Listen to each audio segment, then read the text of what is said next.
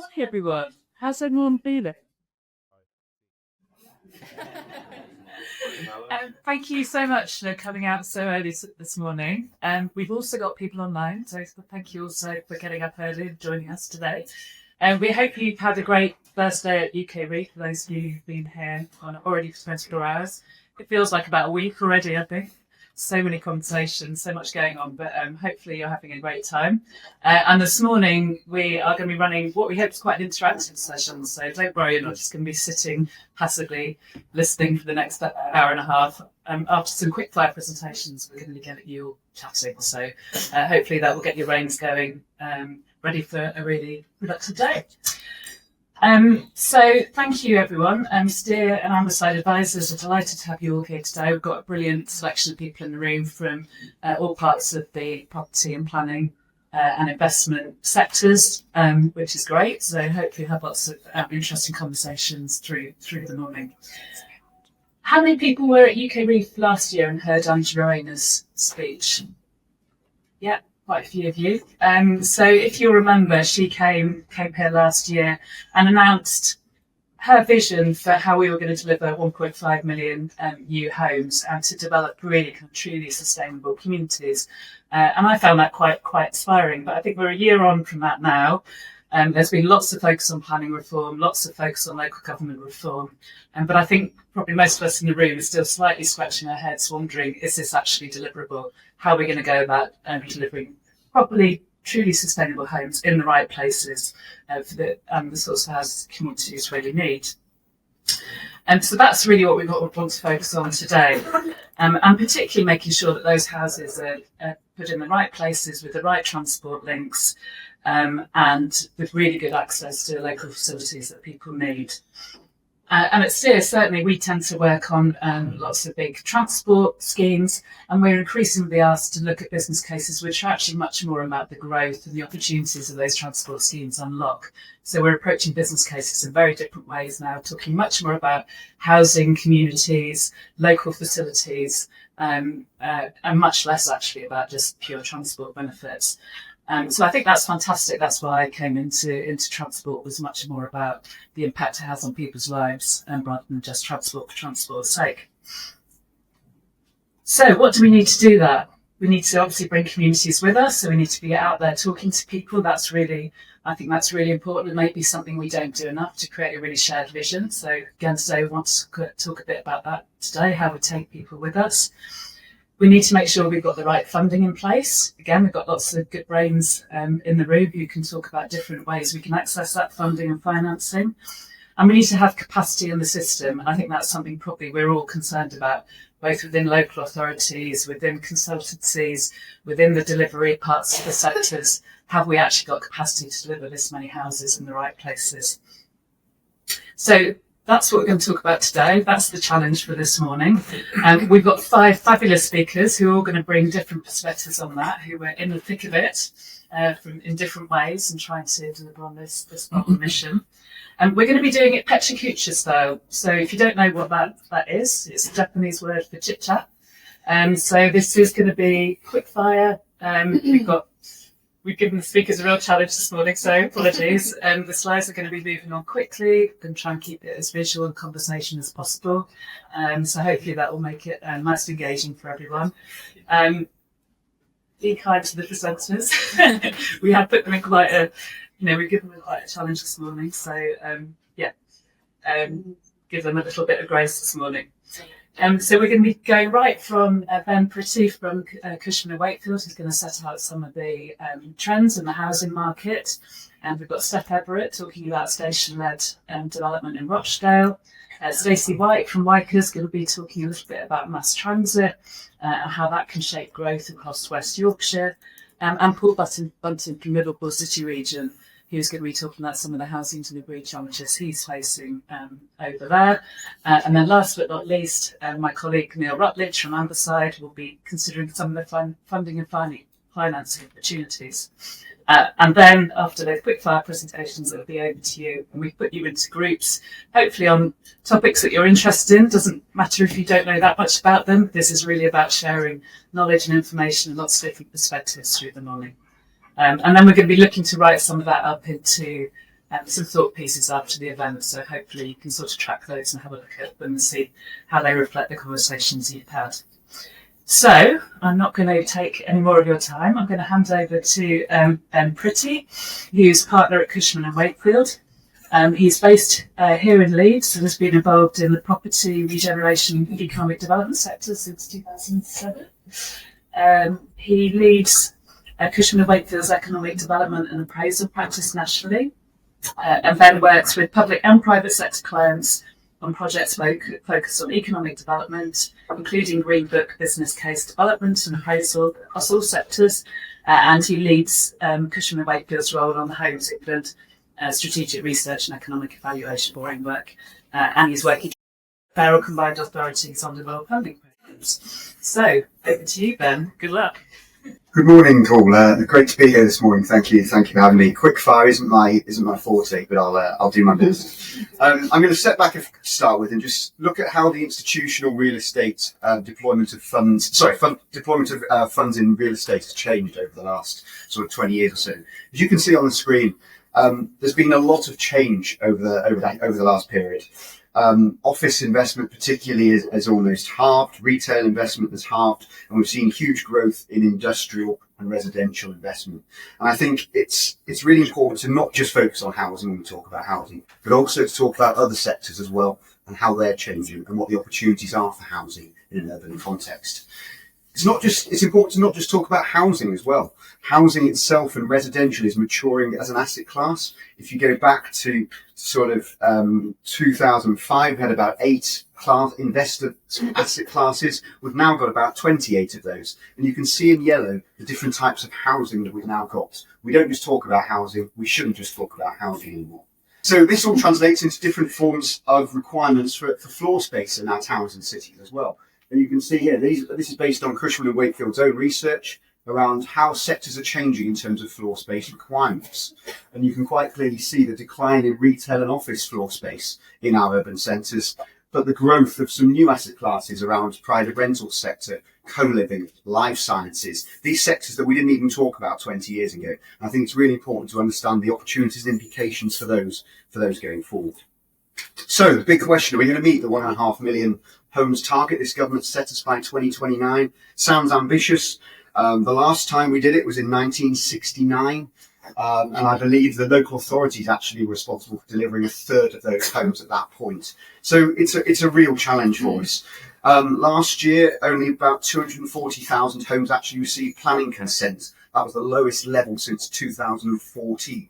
So we've got some real challenges that we need to address as an industry collectively. So what are those challenges to housing delivery?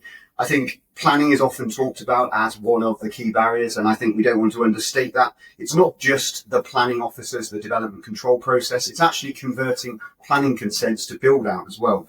The viability challenges are often well stated and deservedly so, but viability is more than just profitability. We shouldn't just focus on a viability appraisal. It's about creating a place, making sure we're talking about a place that people want to live in. So what are the solutions to this? We need to think about new ways to deliver housing and mixed-use regeneration schemes in our cities. I think attracting institutional investment is absolutely key to that. We can't just rely on the 15 to 20 volume house builders. We need to think about how do we bring in new types of investments to deliver the new types of changing models of homes that we're seeing coming forward. We need to think about how we densify our urban areas more. If you look overseas, they're much better at that. They have much higher levels of densification in their urban centres. And just focusing on what we can learn from overseas, a couple of examples here. In Rotterdam, the state government there funded the Erasmus Bridge from day one, which unlocked the Kop van Zuid regeneration scheme. That was €165 million investment on day one, which just created the place with a new metro station. And that unlocked a huge regeneration scheme on the back of it. Oostenburg in Amsterdam, the local authority there, the city-state, effectively own all of the property. They appointed an RP, a registered provider, from day one to come in as master developer to bring forward a huge social regeneration scheme. It's not something we do in the UK very well, and perhaps the role of registered providers going forward shouldn't be understated as well. Thank you very much.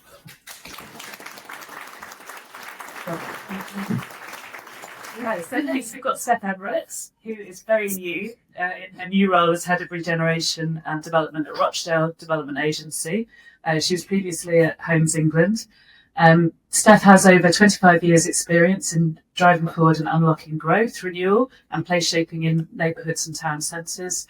And most recently, she was appointed as National Design Council expert for Homes England. And she joined Rochdale Development Agency this month. So this is even more of a challenge for you, Steph, getting on top of your new brief. So welcome. Definitely a challenge to find all the images as well. It's a good route through the Rochdale planning system. But thank you, Nicola. Thank you, Ben. Okay, so Castleton. If you've never been to Castleton, it's a small area of Rochdale. It's about a mile south of Rochdale town centre, about 8 miles north of Manchester city centre. It happens to be the place I spent my teenage years, and it also is often recognised as somewhere that people get off thinking in respect to the Peak District. But in January 2020, January this year, it was cited as an example of enabling growth and growth generating hubs and accelerating development in those hubs by the Chancellor. It was alongside the Old Trafford regeneration announcement. And so I would talk about today's why. So I've got 3 thoughts about why that might be. So this is around an innovative approach and around, sorry, I'm not helping with my cough here, sorry, I do apologise. An innovative approach around partnerships and around opportunities as well. So firstly, we've moved on a little now, but part of the innovative approach is that Rochdale's created a real strategy is for all of the stations together. So 6 opportunities for transport-oriented communities, 6 stations, 5 of those are new, and those are faster than 6 existing stations, 5 of those are new, 5 of those are existing, 1 is new, sorry, that's put me on slide, apologies. And for transport-oriented communities along there. So marrying very much what we're talking about today, so transport, infrastructure and housing need. So this Castleton, what we've done in Rochdale is we've worked through some opportunities, looked at the area. It's got an existing train station, it's got existing communities, established community, it's got existing uses in community, and it's also got some legacy industrial sites as well. And we've done vision for the area, and we've looked at new homes. We've got an opportunity to centre the local focus of the local centre around the station again, and to enhance the walking routes as well. There's opportunity for 1,500 homes around Castleton Station. And then Rochdale, Rochdale Transport Orientated Community is another one on the line. So this is an image. So the opportunity is for development on both sides of the stations. And this is an image from the station facing out. And there's opportunity here for about 1,700 homes. There's already delivery starting, so the funding is in place for that new square that you can see. And then also there's new homes starting in 2025 as well. There's a huge opportunity around the station. And what we've done as part of looking at this approach, very much look at the benefits. So there's really clear benefits. There's potential for 7,000 new homes. There is a potential for 16,000 new people to live in those areas. That's nearly doubling the density that lives in that existing 800-metre catchment around the area. And there's obviously clear environmental and economic benefits, but also what's not into one here is the benefits of sort of sustaining services, potentially increasing services along the rail corridor, not just for those stations, but in that wider area as well. So that brings me to my second thought, which is about role of partnerships and collaborations. This is one rail, the yellow line you can see is where I've highlighted the rail corridor, but it's one line of mainly in Greater Manchester. And partnerships very much at the heart. So what Rochdale have done is work with Greater Manchester Combined Authority, Transport for Greater Manchester, Homes England, Network Rail, and the Calder Rail Partnership and local stakeholders. And by zooming in, you can see that this route is very much central to one of the 6 priority growth locations within Greater Manchester, which is the North East Growth Corridor. And that focuses on collaboration with Bury and Rochdale and Oldham together to look at the opportunities in this area, and linking the significant opportunities between transport, homes and employment opportunities. And fundamentally important in the area, the square that's just added on, is the Atton Valley area, which you might be aware is Maryland Development Zone which focuses on innovation and advanced manufacturing. And in this area, there's another 7,000 homes. There's 1.6 million square foot of employment coming forward and 20,000 jobs. So there's huge opportunity there. So that brings me to my final thoughts, really, my third thought. So what opportunities does this provide us with, this sort of innovative approach to a corridor and to transport-oriented communities? So firstly, there's a clear investable proposition here for public and private sector investment. We've taken the opportunity at scale and put forward a compelling narrative to accelerate delivery here. And much of its off-site infrastructure is already in place and bring social value and sustainability embedded within it. It's very much a people-centred approach. It doesn't start with a site. We're starting very much with communities. We're starting with what's already there, linking those communities and enhancing the services for them, and supporting social mobility and health for people's connectivities and the employment opportunities I just talked about. And finally, I just want to say that these aren't just homes, these are homes with purpose. And I just wanted to leave you with a couple of questions, really, a couple of thoughts when you break into the groups. And the first one of those is, who should live here? So we can build our homes here, but we really need to, we've got an opportunity now to think about the type and the tenure of those homes and make sure that we get the right people in that can make that real benefit and use of those accessible opportunities.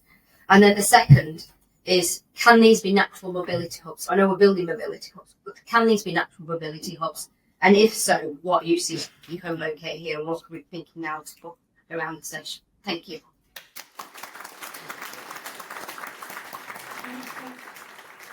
Great. Thank you, Steph. Next, we've got Stacey White, who's headed Place and Consent for the Mass Transit Programme in the West Yorkshire Combined Authority. Stacey's role includes leading activities relating to the consenting of the scheme, development of future phase activity, environmental assessment and landed property matters. And she's keen that people see the mass transit system as a place-based proposition that enables and stimulates economic growth and delivers benefits for the communities that the scheme will serve. Over to you, Stacey. Thank you.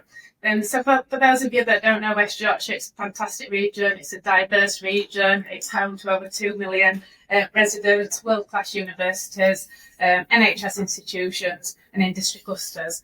And our local growth plan that Mayor Tracy Reagan launched last year really focuses on really stimulating opportunity, focused around corridors of growth, really where opportunities already exist in terms of Leeds, Bradford, other major towns and cities across West Yorkshire. But these corridors of opportunity really bring the opportunity to bring together transport, housing, and economic growth, where agglomeration benefits can both most be maximised. So mass transit's really a key part of that aspiration in terms of providing real opportunity for transit-oriented development along key corridors between Leeds and Bradford, and then a Leeds line passing through Leeds city centre from north to south. And Leeds and Bradford really need mass transit. So they're only 8 miles apart, but decades of disconnected decisions have really held back shared opportunity. So phase one's about more than just transport. It's about unlocking new homes, it's about walkable neighbourhoods, and it's about town centre renewal. And across this corridor, transport is going to be driving delivery. It's not just about unlocking homes, it's about shaping better connected and fairer places.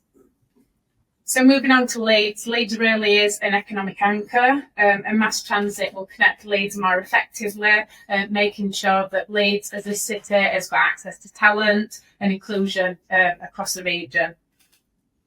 Moving on to Bradford, it really is a city in transformation.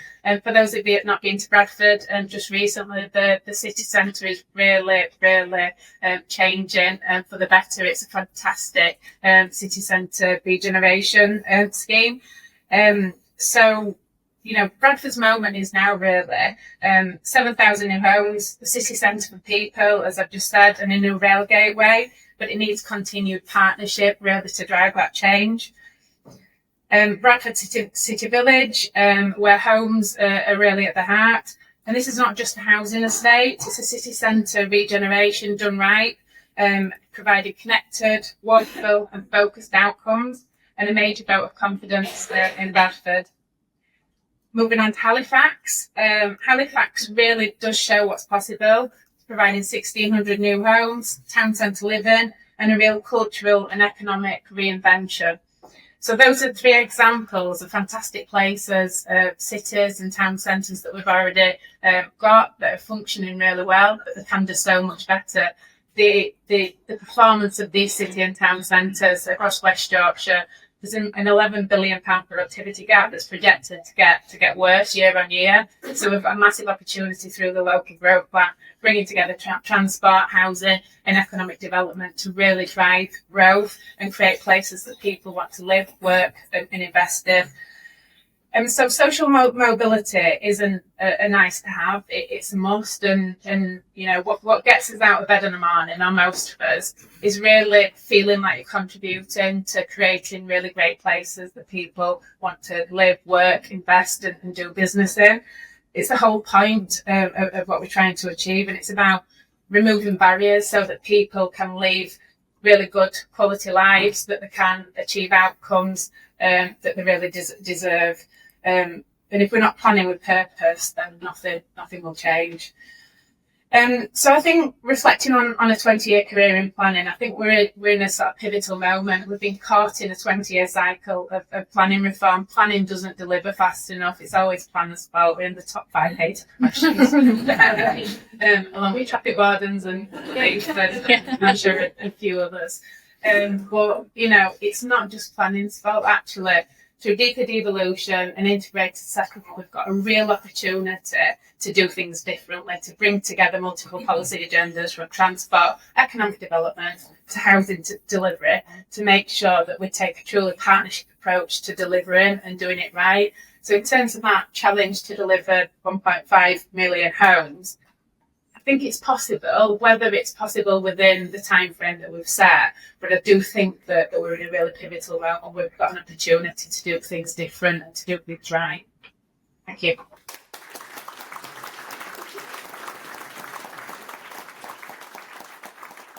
Australia. Thank you, Stacey. Next up, we've got Paul Buntin from Liverpool City Region Combined Authority, where he's head of development. He took up that role about a year ago, and he previously led transport and housing development at the Combined Authority. And so now he's overseeing all housing functions at the Combined Authority within the strategic investment and delivery function, and he's been leading spending review negotiations with government and was previously heavily involved in the City Region Sustainable Transport Settlement. Previously, he's held roles at Knowsley Council, so you've got a good perspective across both the housing and transport agendas, which is great. Over to you, Paul. Thank you, Nicola. Thank you for this challenge, and thank you to the team for helping me work around this challenge as well. Much appreciated. So the panel have set out 1.5 million homes, new build homes set out by the government. In the Liverpool City Region, this is just over 6,600 homes a year. So there's 6,600 homes a year, first year, nice tower block, great location, meets our funding disbursements, meets our outputs, problem solved, right? Job done. Yeah. My question is, how can we meet that target? Because we need to meet that target. But how do we do so in a way? Oh, there's your team, and another 6,600. This is going well. Problem solved. So how do we meet that target in a way that meets our local challenge, right? Because putting 6,600 homes up here, I don't think that solves the problem. The key to unlocking growth is we must use our data to deliver those place-based interventions that meet our local needs, so we understand our local challenges, rather than just meet our outputs that we've set in year 3 now, another 6,600. Right? It's essential that we grow our economy, because if we don't grow the local economy and we don't grow it in the right way, and we don't provide the skills that meet that growth in the local economy, the housing offer that we're going to build isn't going to be taken up. And the housing offer that we provide needs to meet the skill sets and the growth in the economy. And then the transport network needs to come in and underpin all of that, right? I think we've got a once in a lifetime opportunity here. We've got integrated settlements through devolution, as some of the panel set out. And that gives us the opportunity to invest in place-based solutions. It's really radical thinking, this, rather than another year 4. So one of the questions I'd like to pose is, how do we develop a pipeline that accelerates delivery while solving our local challenges and ensure that it's market facing. And just to finish, if we're successful, it should be about people and it shouldn't be about projects. And that's largely just about projects, right? How's it going?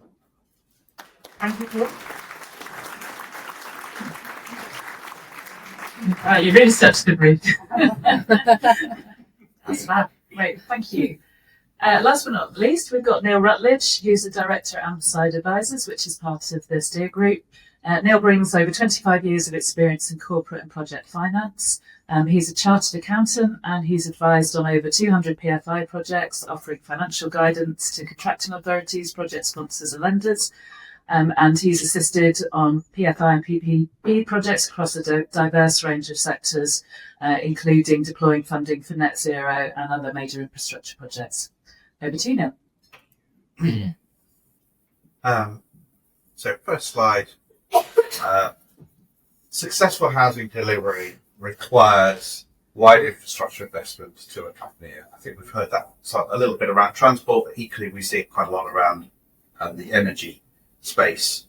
So, and the challenges are being able to pull funding from a variety of different sources at the right time in order to unlock that investment. What I want to do is in the next few slides show the variety of funding sources that we think might need to be brought to bear. To provide a context for that, we see that you can either take a very programmatic approach or a project-specific approach, and within that you may need to be more or less tailored, and there's sort of a combination of those that works well and sometimes less well, and I'll reflect on that. So the first example of trying to leverage in private finance is an example relating to heat. So we have a concession-based model that's being promoted by DESDES in order to secure private investment through letting competitive procurements. So either limited time or evergreen concessions, using some leverage that's coming in around heat zoning to try and encourage this stuff to happen. So that's potentially happening at city scale and could unlock serious amounts of investment. Supporting that, one of the things in our mind is that the NHS is often one of the largest both employers and users of utility in a particular area. And so we could see them as being potentially quite powerful as anchors in which to unlock private investment. And there are different rules applying for local authorities and combined authorities and the NHS, but we are seeing some examples where we can bring those to market. The next example I have is put up a slide which is just trying to convey some of the complexity of the issues that we see when trying to secure investment into retrofit at scale. There are a number of challenges in there. I don't intend to go through them, but just to say that when we're engaging with combined authorities who may be thinking about funding or funds to attract it, they really are quite complex. And so there's a real challenge to get that right in order to secure that investment. The next project is an example, however, where that has been successfully achieved, which is Bristol City Link, which was a joint venture between Bristol City Council who wanted to go out and secure investment from a private sector partner who could then develop a portfolio of projects that would help deliver net zero. So they chose Amoresco, who are here today and may want to talk later. But in a sense, it secured at least £500 million investment into net zero, but particularly was able to secure social value outcomes as part of that process. The next example is around looking at where public sector money can be brought in at a strategic level to help make development happen. So this is an example in Wales where there was grant funding was brought in to sort of leverage in private investment. And the next example is where actually funding has come in from the pension fund catch up or the combined authority in order to unlock development. And that one we find is particularly interesting as government sort of tries to put pressure on pension funds to sort of take a more active role. The next example, I'll slow down. is that Abundance have been offering a crowdfunding solution which can be made available to local authorities under their community use of investment model. Not large sums of money, but really powerful for bringing citizens along as investors. It sort of changes their role, and you finally get much more engagement with them. And so they're looking to expand that program. So a variety of examples here of where different sources of finance have been able to support development activity. And my takeaway from this was I had 3 months. So good projects will always get the investment they need. So it's looking at where is the market failure element and what are the options to deliver.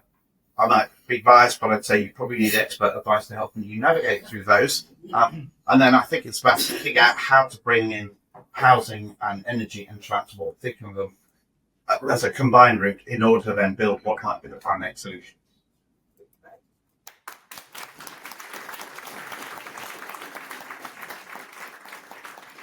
Hopefully that's given you loads of food for thought. I think we're saying goodbye now to our online audience.